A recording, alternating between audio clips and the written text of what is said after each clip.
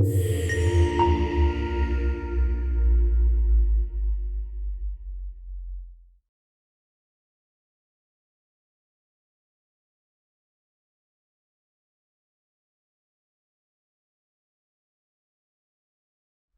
I'm Aura Tanner, an EdTech founder and CEO of two organizations that develop curricula to teach students about artificial intelligence and other emerging technologies.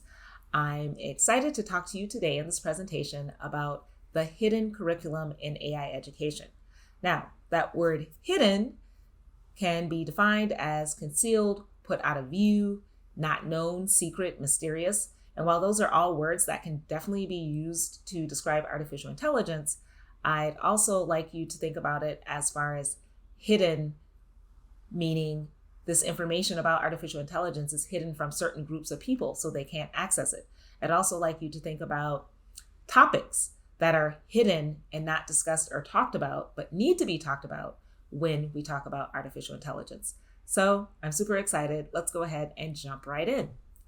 So I'm going to start off with the quote. I love quotes. This is one of my favorites.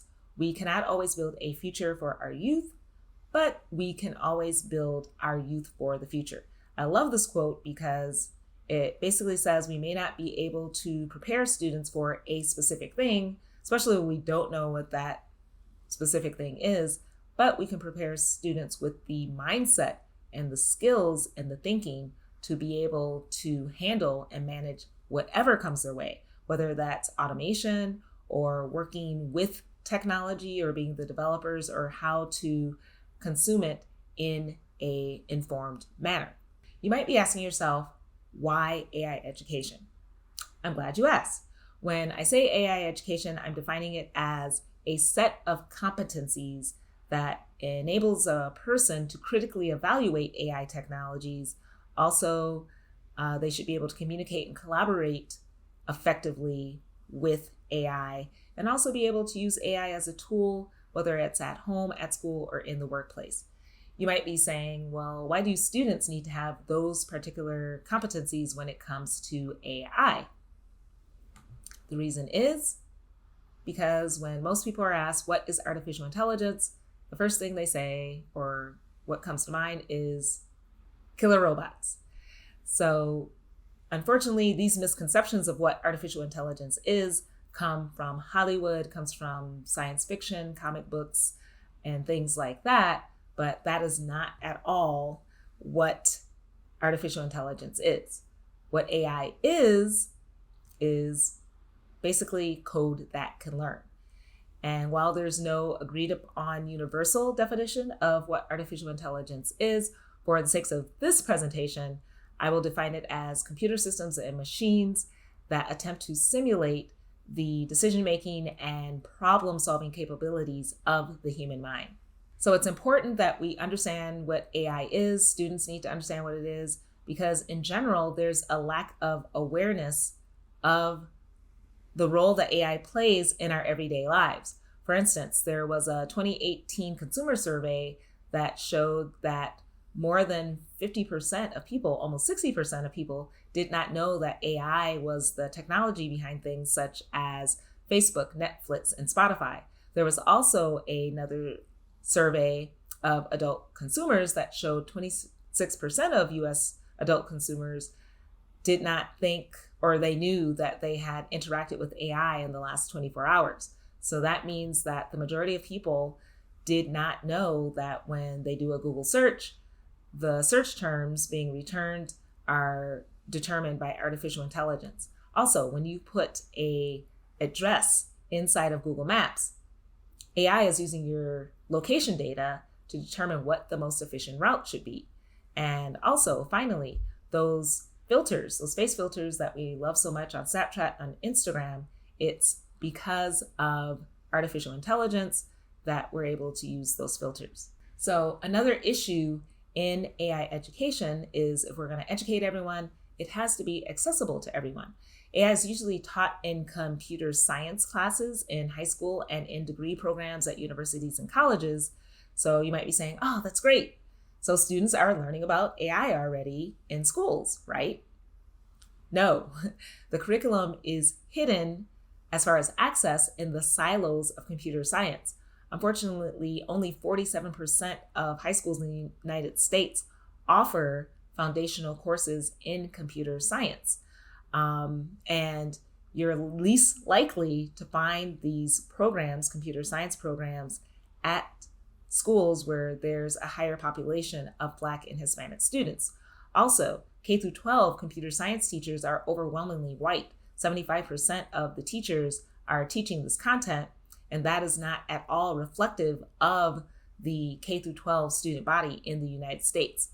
And finally, less than 2/3 of computer science teachers say they feel comfortable addressing issues that highlight race, ethnicity, or culture when they talk about technology. So let's take a look at what AI can do, because that's important.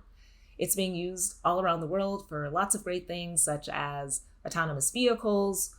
Out in California, that's the hub with over 52 companies being out there developing these technologies. It's being used in South Africa for prenatal and postnatal care to address the shortage in nurses and doctors for new and expecting moms.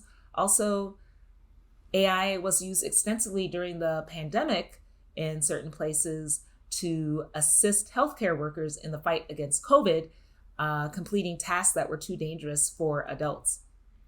Also, AI is being used in the Syrian refugee camps as a form of verification of identity so the right people can get their rations and their resources. Also, AI is being used at things called Amazon Go stores. This allows a person to go in, gather the items they want, and then to go right back out the door without ever stopping by a kiosk or a cashier. Finally, AI is being used in the entertainment industry, where an AI-powered robot was cast in the leading actress role. So you might be saying, wow, that's great, that's awesome. All these great things are happening with AI. It is great. However, traditionally, that's how AI is taught, through this technological utopian lens, where technology is good, the more the better. Look at all the social problems that we could solve with AI. Unfortunately, the ethics and the social impacts piece is often not talked about at all in curricula, and it's hidden behind the technical aspects. So what happens when you choose to ignore ethics in AI when you're teaching curricula? Basically, what happens is you end up with a bunch of problems.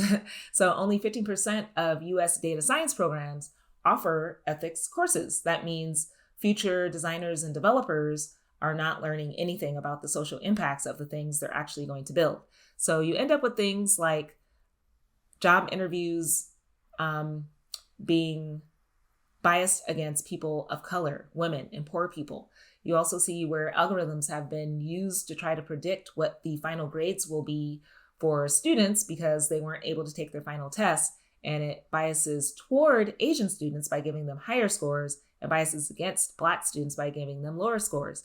There's rampant racial bias in healthcare algorithms, where people of color, Black people, are not able to get healthcare insurance, and they're also being prevented by algorithms from getting life-saving treatments. Also, there's a whole host of issues of using AI for policing and surveillance, especially when it comes to Black people being misidentified by facial recognition systems. There's ghost workers. These are people who are doing the tasks that are needed to train the AI models, such as tagging photos and content moderation. There's also been problems found where AI is biased against women, especially when it comes to positions inside of big tech. And finally, the United Nations says there's urgent action that needs to be taken against artificial intelligence risks to human rights. And much of this is because the discussion is not being had about ethics and AI. So what can we do as it relates to curriculum? Well, discriminatory designs result when there's only one group of people who are making learning materials. So if you only have computer scientists, researchers, and professors who are making the content, then you're going to get a very narrow and biased view of what artificial intelligence is. When designing learning about AI and even any other emerging technology, design justice principles such as centering the voices of those who are directly impacted should be used. Prioritizing the community above the community's expertise above the expertise of the designer. So centering equity and ethics from the beginning, looking at the implications, definitely looking at what are the impacts and the harms to any group. And finally, using a culturally sensitive design, looking at the role that culture plays in learning. And when we do that, we can start moving toward a more equitable type of curriculum. Now, I want to end with a quote. I started with a quote. Now I want to end with a quote. Diversity is innovation. If someone doesn't look like you, they don't think like you, and they can help you think different. So in closing, I'd like you to think about what the implications will be for future designers, developers, and consumers of AI if they are not informed about the ethical considerations of the technologies that they build and use. I advocate for multidisciplinary teams to build emerging tech curricula for students. For instance, instead of just the computer scientists, we also need to include sociologists, educators, students from all communities, not just STEM students, nonprofit leaders, religious-based organizations, neurodiverse individuals. When we take collaborative action and include a diversity of cognitive perspectives, then we can hope to achieve equitable AI for all. So before I go, if you'd like to continue learning about AI from a more critical perspective, looking at the social impacts, not just the technical aspects, here are some resources I know you definitely will enjoy. For instance, the book Race After Technology by Ruha Benjamin, who is a professor of African American Studies at Princeton, The Atlas of AI by Kate Crawford, who looks at what exactly it takes to make AI, what are its impacts, including the environmental impacts. Algorithms of Oppression by Safiya Umoja Noble is another one. And there are other great sources on the slide, so feel free to reference them. I want to thank you very much for tuning into this session. I hope you took some key nuggets away that you will then use for further discussion. Thank you very much.